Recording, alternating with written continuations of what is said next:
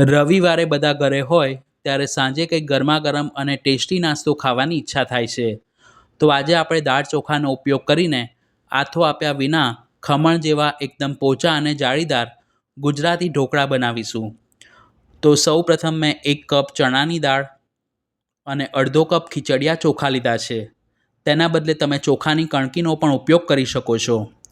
તેની સાથે 1/4 કપ મગની મોગળ દાળ લીધી છે.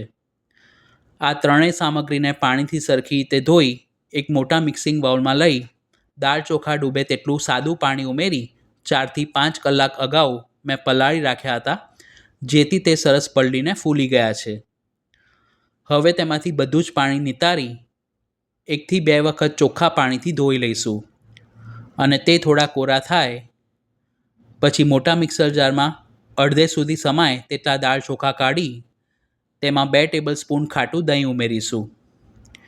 તેની સાથે વાટવા પૂરતું જરૂર મુજબ અથવા તો 2 ચમચી પાણી ઉમેરી દાળ ચોખા બિલકુલ પણ આખા ન રહે તે રીતનું એકદમ ઘટ અને સ્મૂથ ખીરું તૈયાર કરીશું. વાટતી વખતે જો તમે પાણી વધુ પ્રમાણમાં ઉમેરશો તો ખીરું પાતળું બનશે અને ઢોકળા સરખા ફૂલશે નહીં. ખીરુંને એક મિક્સિંગ બાઉલમાં કાઢી બાકીના દાળ ચોખાને પણ આ જ રીતે વાટીને ખીરું બનાવીશું. અત્યારે મેં ટોટલ 1/4 કપ દહીંનો ઉપયોગ કર્યો છે. હવે ખીરુંમાં બધા મસાલા એડ કરીશું, જેમાં 1/4 ટીસ્પૂન હળદર પાવડર, સ્વાદ પ્રમાણે અથવા તો 2 ચમચી જેટલું મીઠું અને તીખાશ માટે 2 ચમચી આદુ મરચાંની પેસ્ટ ઉમેરીશું. જે લોકો લસણ ખાવાનું પસંદ કરતા હોય તેઓ અડધી ચમચી લસણની પેસ્ટ પણ ઉમેરી શકે છે. તેની સાથે 1/4 ટીસ્પૂન હિંગ અને ઢોકળા ઠંડા થયા પછી પણ એકદમ મોઇસ્ટ રહે એટલે કે ખાતી વખતે બિલકુલ ગળે ન બાજે તેના માટે 1 ચમચી તેલ ઉમેરી હેન્ડ બીટર વડે બધું જ સરખું મિક્સ કરી લઈશું. જો તમારે આથાવાળા ઢોકળા બનાવવા હોય તો દાળ ચોખા વાટીને ખીરુંને 3 થી 4 કલાક માટે ગરમ જગ્યાએ અથવા તો તડકામાં મૂકી રાખવું.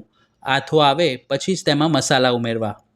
ઇન્સ્ટન્ટ ફર્મેન્ટેશન માટે 1 સેચેટ ઇનો ફ્રૂટ સોલ્ટ અને તેને એક્ટિવ કરવા માટે તેના ઉપર થોડું પાણી ઉમેરી હેન્ડ બીટર વડે એક જ દિશામાં સરખું ફેંટી લઈશું, જેથી ખીરું સરસ ફૂલીને હળવું બન્યું છે. હવે તેલથી ગ્રીસ કરેલી 2 ઢોકળિયાની પ્લેટમાં અડધું ખીરું કાઢી અને ટેપ કરીશું. ઢોકળાને વધુ આકર્ષક બનાવવા માટે એક ઢોકળાની પ્લેટ ઉપર થોડું કાશ્મીરી લાલ મરચું પાવડર ભભરાવીશું. તમે મરી પાવડર પણ ભભરાવી શકો છો અને નાના બાળકો માટે બનાવી રહ્યા હો તો એમનેમ પણ ઢોકળા સારા લાગે છે.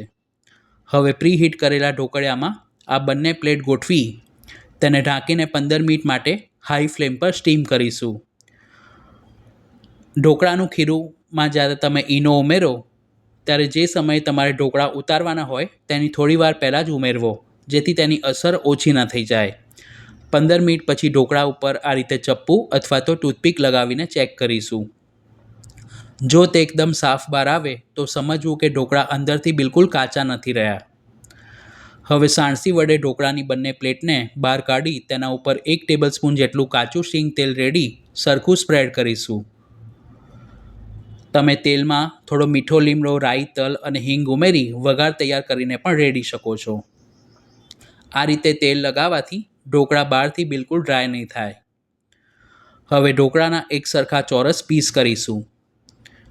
આ ઢોકળા ખાવામાં એકદમ સોફ્ટ અને ટેસ્ટી બને છે. આ સિવાય પણ મેં ચેનલ પર વિવિધ પ્રકારના ઢોકળા અને ગુજરાતી ફરસાણની રેસીપી પોસ્ટ કરી છે, જેના પ્લેલિસ્ટની લિંક આઈ બટન પર અને ડિસ્ક્રિપ્શન બોક્સમાં આપી છે. ઢોકળા નીચે પ્લેટમાં પણ બિલકુલ ચોંટ્યા નથી. જનરલી આપણે 3 વાટકી ચોખા અને 1 વાટકી દાળનો ઉપયોગ કરીને ઢોકળા બનાવીએ છીએ, પણ અત્યારે આપણે દાળનું પ્રમાણ વધારે લીધું હોવાથી આ ઢોકળા વધુ પૌષ્ટિક પણ બને છે. ગરમા ગરમ ઢોકળાને સર્વિંગ પ્લેટમાં સર્વ કરીશું. તમે તેને કાચું શીંગ તેલ અથવા તો કોઈપણ પ્રકારની ચટણી સાથે સર્વ કરી શકો છો. તો આ રેસીપી તમે પણ ઘરે જરૂર ટ્રાય કરજો. વિડીયો પસંદ આવી હોય તો તેને લાઇક અને શેર કરવાનું ન ભૂલશો અને આવી ટ્રેડિશનલ અને ઉપયોગી રેસિપીઝ જોવા માટે ચેનલને સબસ્ક્રાઇબ કરી બાજુમાં આપેલા બેલ આઇકોન પર ક્લિક કરજો, જેથી આવનાર દરેક વિડીયોની નોટિફિકેશન તમને મળતી રહેશે. Thanks for watching this video.